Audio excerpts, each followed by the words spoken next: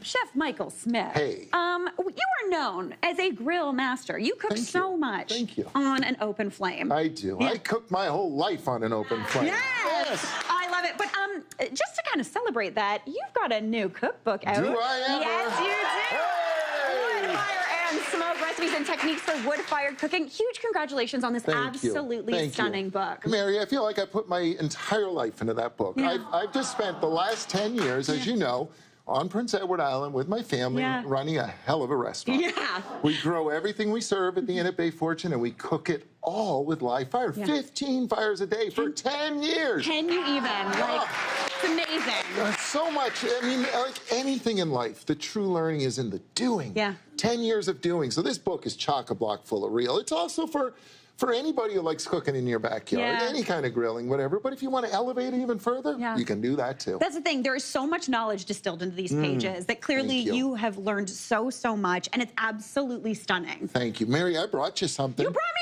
something? I did. My gosh, okay. Oh, straight out of my smokehouse on Prince Edward, my brand new smokehouse. This is a yellow birch salmon, sustainable salmon, of course, just something we can try later. Okay, a gift from my smokehouse. Oh my gosh, thank you so much, Chef Michael. This is so nice. Also, the nasturtiums on there. Oh my gosh, I love it. Okay, I'm way too excited to eat that, but let's talk about this beautiful book and the things we are making. So I love the fact that in this book, it's not just your classic hot dogs and hamburgers. You kind of travel around the world. I do. Yeah. Wood, fire, and smoke is common to cooking all over the world. Yeah. And when we start cooking with it in our own backyards, we are connected to the entire world. We're all in this together. Yeah. We all treasure sharing techniques. And how do you do that? And I do it this way. And so I love exploring how it manifests in the rest of the world. For instance, Vietnamese pork chops. Oh my gosh.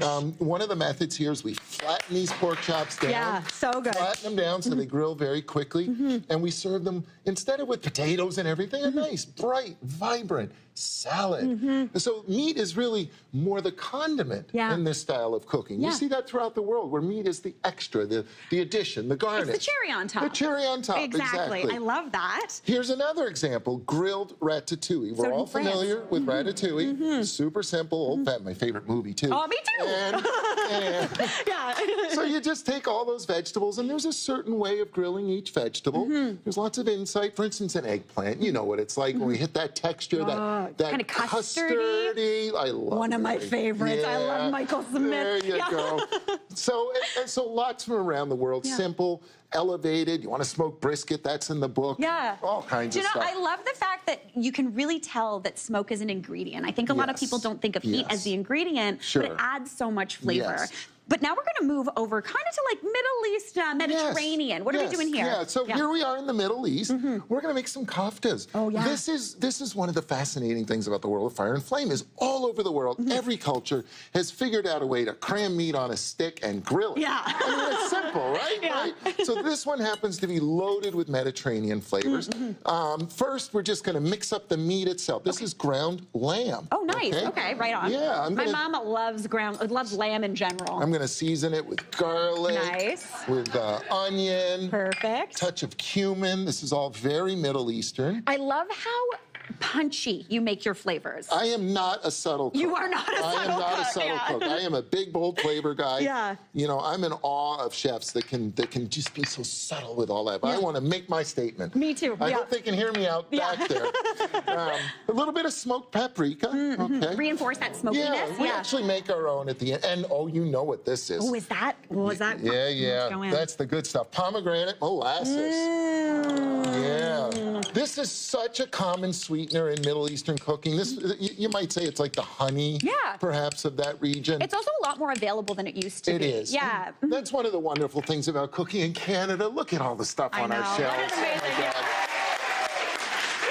So proud of our diversity. So proud. And then a little bit of mint. Or a lot of mint. Let's go, Michael Smith. That's the way to do it. This is the thing. I always say when you're doing herbs, you measure with your heart. I might tell you a tablespoon, but you do whatever you want. I'm not your mom. And then get your hands in there. Okay, there's no way around it. Get your hands in. Mix it all up good. The thing about a kofta is it's got so much flavor in that meat. It grills up, and I love the fact that we're using the metal skewers too, because it kind of conducts the heat onto the inside of the meat too. It helps a little bit, it does. One nice thing about metal skewers, one of the things that we find metal skewers for around the world is when you don't necessarily want the food to touch the grill. Yeah. You need to suspend the food. Totally. Sometimes we're challenged by things sticking to grills and the like. So see how I'm doing it? You just sort of, it's kind of a fancy hot dog. It is kind of a fancy hot dog. That's what I was thinking. Yeah. So I'm just sort of forming it around. Now, one trick, okay, you'll notice right away, because the meat is warm from my hands, okay, I don't necessarily want to start cooking it right away. Yeah. Okay, it needs a chance to firm back up.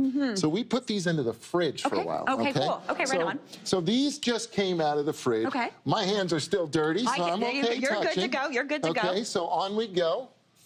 Oh, Hear that's the sound. That's the sound. I gotta wash my hands. Okay, you go wash your hands. I'm gonna tend to the kofta.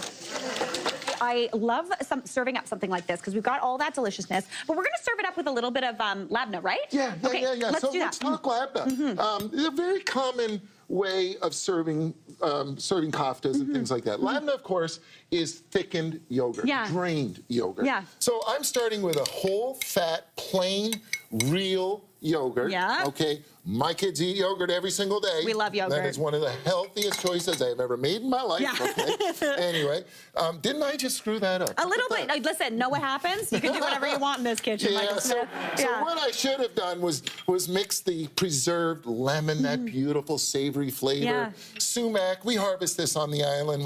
It's kind of like Canadian citrus. It is. And our First Nations people would have gotten those scurvy preventing things. You know, there's citrus-like things in there. We love sumac. It's so good. So, okay, so you're not supposed to mix it here, but whatever. I'm mixing it. And now, of course, the yogurt is full of whey. Yeah. And the whey's going to drain out overnight. Just pop it in the fridge. Oh, there's chairs in the way and a tree in my kitchen. TV kitchen. This is a TV kitchen. Stand by for the big We've got it. Oh, look at how thick this is. Overnight for this. Look at that. Look. It thickens. It thickens up beautifully. It thickens up so nicely. Oh my gosh, that's stunning. Yeah. So here's how we're going to eat that kofta. Okay, I'm going to go grab the kofta for you. Thank you.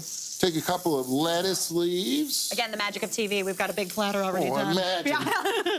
Here we are. A little bit of labna. And then just grab one of our koftas. Okay. And lemon juice. Maybe throw some more mint on for garnish. But this is such a lovely way to eat. And then you pull it out. Look at that. Absolutely stunning.